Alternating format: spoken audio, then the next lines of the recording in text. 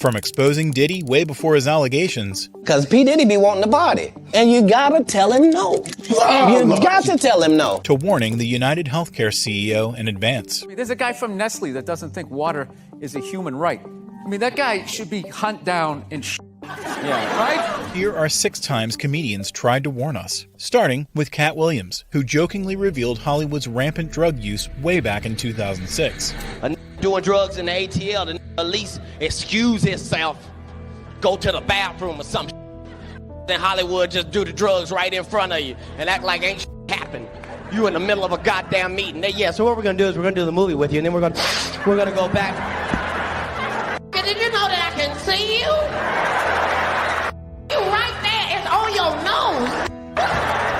And after Hollywood producers, Cat indirectly blew the whistle on Diddy next. Motherfucker be gay in Hollywood, you never expected. They be having these big mansion parties, and the mansion party, the whole mansion is a party, and then it's a separate party in the little rooms. I ain't been famous that goddamn long. I'm excited in a motherfucker to be at the mansion party. You be looking at all the goddamn rooms, and you around and look in the wrong room. Still joking, Cat also exposed the devious nature of Diddy's parties. Nick, come here. Is that two kissing? Is one of them Professor Obi? He came out the closet.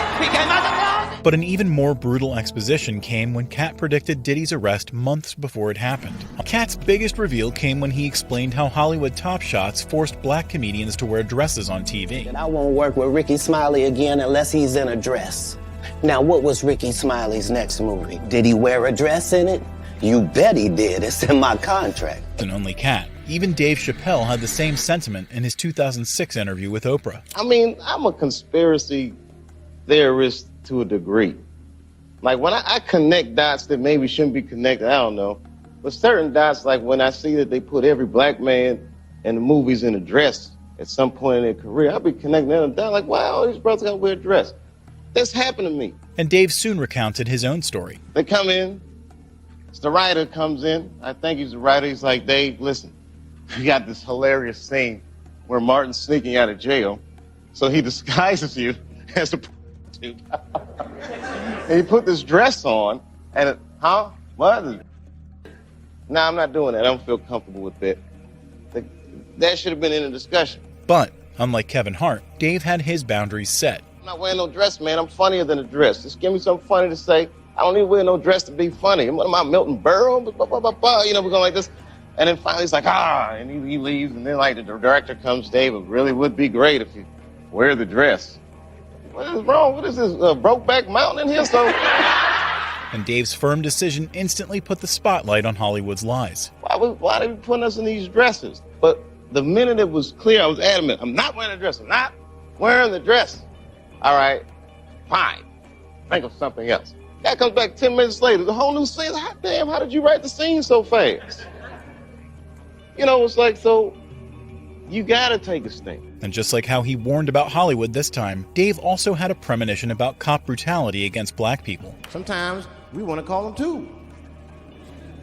Somebody broke into my house once. It's a good time to call them, but I don't. House is too nice. It ain't a real nice house, but they never believe I lived in it. He's still here. Oh my God. And Dave's jokes had no limit. Open and shut case, Johnson. I saw this once before when I was a rookie. Apparently this broke in and hung up pictures of his family everywhere. Well, let's sprinkle some crack on him and get out of here.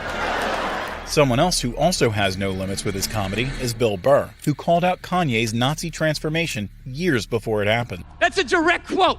My biggest regret is I'll never get to see myself perform live. Dude, you put that ego in a white dude that is, ich bin einen in der Streisen. What's the Blitzkrieg?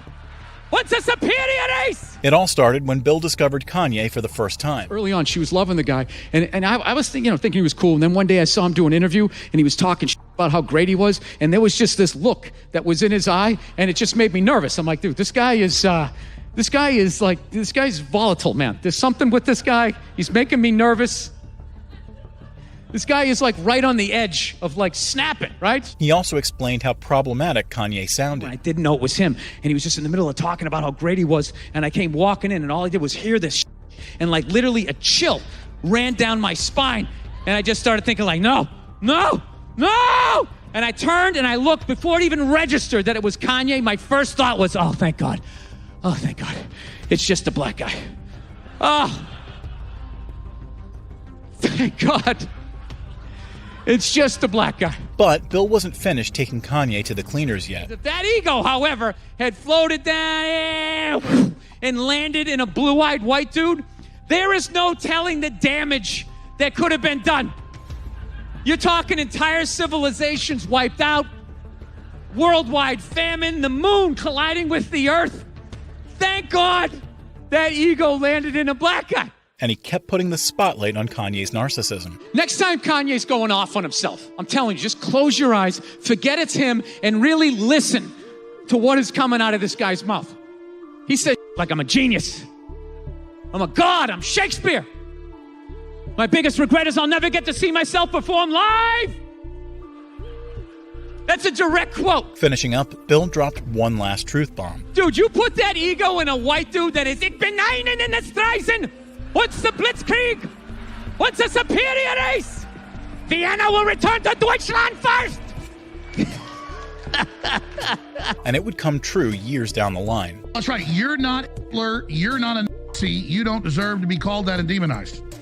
Well, I see good things about Hitler also. The Jew, I love everyone. I'm done with the classifications. Every human being has something of value that they brought to the table, especially Hitler. Not stopping there, Bill also had another foresight on a Conan interview about the assassination of greedy CEOs. There's a guy from Nestle that doesn't think water is a human right. I mean, that guy should be hunted down and right? And they're going to sit and just talk about all the, I don't know what they're talking about. Yeah, we got to get America back to work. It's like, dude, this guy wants to own the rain. Can we do something about this guy? He works at Nestle. You're supposed to be happy. And Bill had no plans to hold back his opinion. This guy's like going, well, people are running out of water. What if we owned all the water and we kept it under our place? And in the future, when everybody's... That's how I picture the guy talking. I want to own the water. I want to have it underneath my house. And just, I'll come to the door in a robe, slightly ajar. Just like Bill warned everyone that CEOs have it coming, Shane Gillis also jokingly warned everyone that Drake likes him young. First of all, R. Kelly's missing, dude. What the f***? The R. Kelly's missing. Kells is missing? Kells is missing, dude. He con-aired and he got away. What? Yeah, dude. R. Kelly got away. That reminds me, I do want to say this. I want to be on the record. Drake's going to be, he's on that R. Kelly tip. You think so? Drizzy Drake likes him young. But even as a joke, Shane delivered a scarily accurate prophecy. That's somewhat known already, but this is one of those things where I want to, you got to say something. Like, remember Louis, that whole thing? Yeah. And like, we knew about that. Yeah. And we were just like, I don't know. Drizzy Drake's into the young ones. He's going to get got in the next 5 years. Oh. Unfortunately. Love me some Drizzy Drake, dude. And while Shane tried to backtrack, it was already too late. He just likes young girls. Okay, how young? Again. Post-pedophile. Like 17. Ah, dude, that's called a pedophile, bro. No, it's not. It's not a pedophile. Pedophile. Pre-pubescent. Pedophile. Okay. Yeah. You got the guy with that itch. You don't think he's going to Thailand? Just like Shane's political disaster joke came true, Joe Rogan also foreshadowed the LA wildfire disaster 6 months before it happened. He goes, it's just going to be the right wind, and fire's going to start in the right place, and it's going to burn through LA all the way to the ocean, and there's not a thing we can do about it. I go, really? He goes, yeah, we just get lucky. He goes, we get lucky with the wind. He goes, but if the wind hits the wrong way, it's just going to burn straight through LA, and there's not going to be a thing we can do about it. And Joe predicted everything down to the last detail. When they're talking about like thousands of acres that are burning simultaneously with like 40-mile-an-hour winds. And the wind's just blowing embers through the air, and those embers are landing on roofs, and those houses are going up, and they're landing on bushes, and those bushes are going up, and everything's dry. And once it happens in a way where it's so spread out that there's nothing they can do. Just like Joe recited everything about the LA fire, Sean Wayans recreated Will Smith and Chris Rock's jaw-dropping moment years in advance. And you know the address? www.//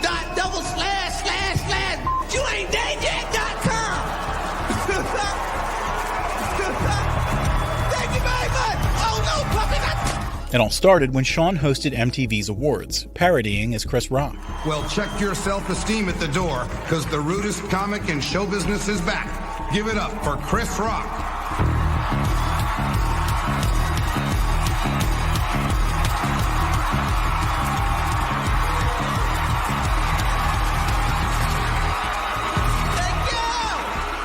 And this version of Chris Rock had no chill. Britney Spears. Boy, I look like white team 99 up in this.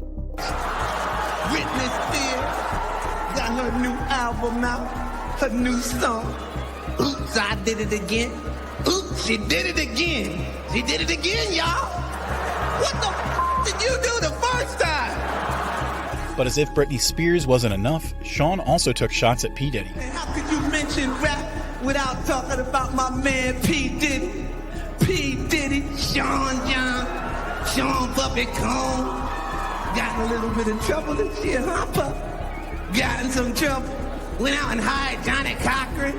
Actually, you didn't hire Johnny Cochran, you just sampled OJ's defense team. But what happened next could only be described as a 1 in a million coincidence. Speaking of OJ, OJ's in the news again, trying to make a comeback, promoting his new website. And you know the address? www.//youain'tdeadyet.com. Thank you very much. Oh no, puppy, not. And it just goes to show that comedians can make scary premonitions before anyone else sees the signs.